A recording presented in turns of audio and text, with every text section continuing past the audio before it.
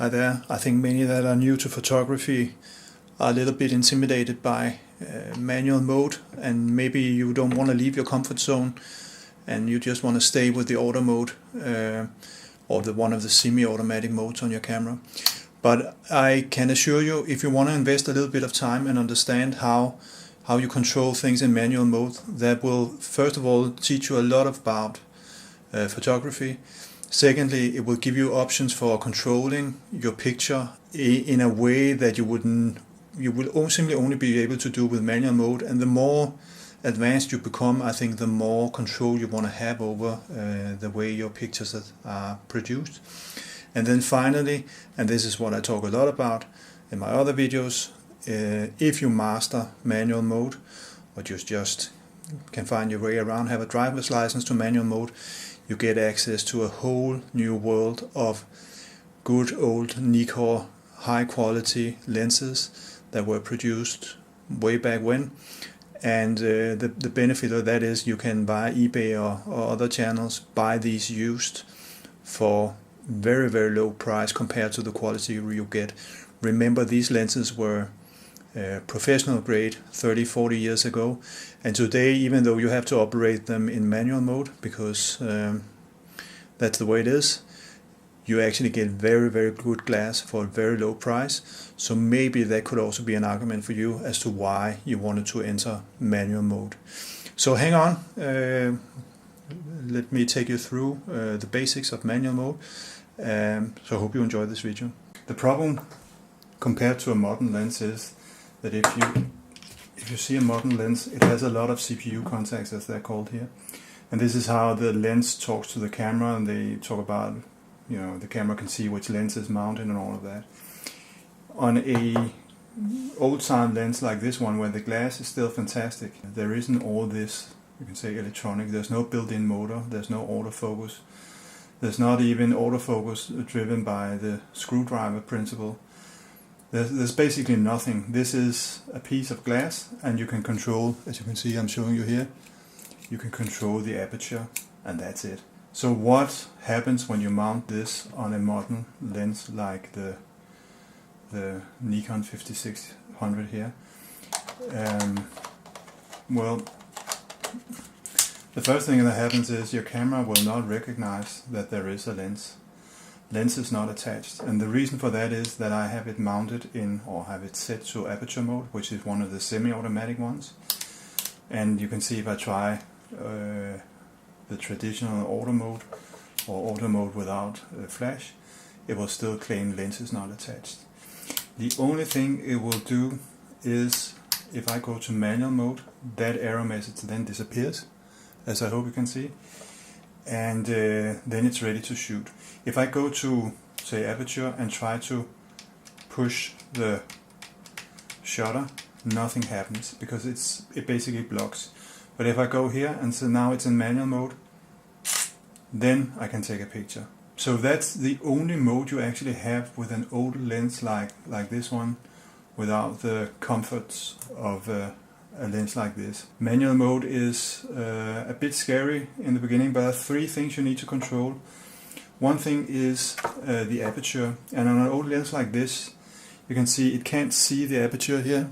It just gives me a dash saying, we're not talking together, the lens and the body is not talking together because there's no CPU contacts. So I have to turn it manually up here. I don't know if you can see that, but I'll take the lens off, maybe it's easier to see. Hang on. Up here there is a little ring, and that ring controls the aperture setting. It goes from 1.8, which is super fast and very shallow depth of field, to 22, which is probably very dark, and you can see as I turn it, it basically does like this. So when you're shooting in manual mode, you have to control the aperture yourself. One way of getting underexposed pictures, for sure, in most cases, is actually putting it at 22. I would say start out in the middle, 4 or 5.6. Let's start up with 4. That's a good middle of the road value. That's my approach to manual mode. Start out with some values. You basically have to control 3 dimensions. So start out with some values that as a baseline. And I would say the aperture, set that in the middle of the range here. The ISO, start out with setting the ISO to, let's say, the base value 100, just to start somewhere. You can also set it to 200. It doesn't really matter that much, but don't go too high. But set it to something that you sort of know how your camera performs at that value. And this one, the 5600, works very well with 200. So leave it at that. And then the only thing that's left, that is the two things left. One is the shutter speed, and then give it a try. As the lens is not talking to the camera body, the only confirmation that the lens is in focus you will get is the little green dot in the bottom left on the viewfinder will appear, and that tells you you're in focus. So with that said, just set the two values, the aperture in the middle, the ISO to around 100, 200, whatever, and then give it a try. Give it a try at something where shutter speed wise, where you can manage to keep it still. The worst picture you can have is the one that's shaky, because that's impossible to save. If it's underexposed, overexposed, which will happen if your ISO and f-stop values are wrong or off, that can be saved in post. And Nikon sensors are famous for being able to recover especially dark areas of a picture in an amazing way when you work within Lightroom and Photoshop. So don't worry about that, but worry about your shutter speed. That would be my priority number one. And then see how the picture turns out. So let's give it a try. There's no right or wrong here. It's simply just, let me just give it a try here and take a picture. And then I've taken the picture. So now you can look at the picture and you can see it's probably underexposed. And that also clearly is what the histogram tells me. I don't think I will be comfortable going down or actually going up in time in terms of the shutter speed. I think 1/80th is what I can manage. So what I can do is I can simply take the aperture and lower that a little bit, one stop, to let in a little bit more light. And then I can take the ISO, because the ISO is, this camera is able to work with relatively high ISO values. I think 1600, I haven't seen any grain, at least in daylight pictures, going up to 600. Let's just go to 400.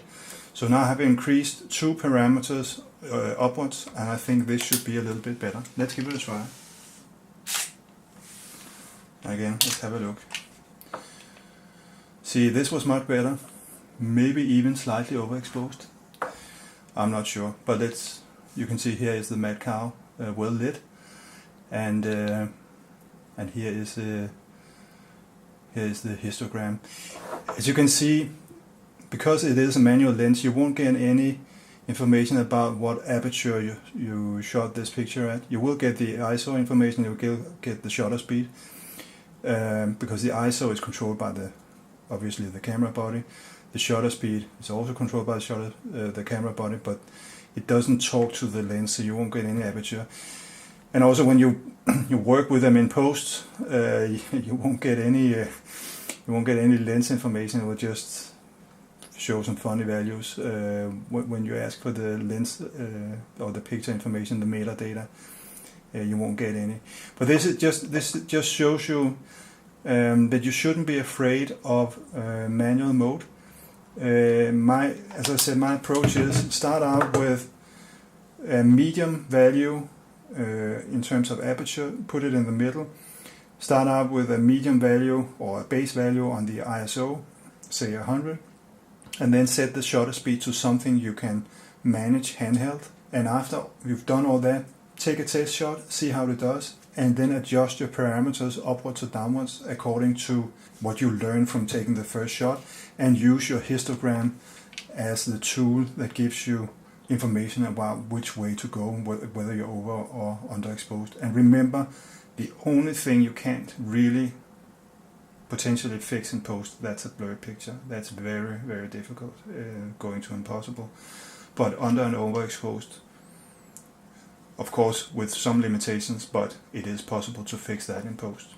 Oh, I forgot to say, there are two reasons why you can have blurred pictures. One is that your subject is moving so fast that your shutter is open for so long time that it actually gets blurred for that reason. The other is that you're shaking or moving the camera. And of course, if you are shooting something that's moving very, very fast, maybe that's not what you should start with in terms of manual mode. Start out with a controlled environment where you control basically everything. So I have practiced manual mode shooting this little mad cow here. I think that if you try that, you will be able to master also manual mode in less controlled environments. But start out where you have everything in control, so you can focus on working with the three parameters and getting that right, adjusting it over time. As always, happy shooting. Thank you for watching. If you have questions or comments or things that I should elaborate on, please don't hesitate to leave a comment. Thank you for watching. Take care. Bye bye.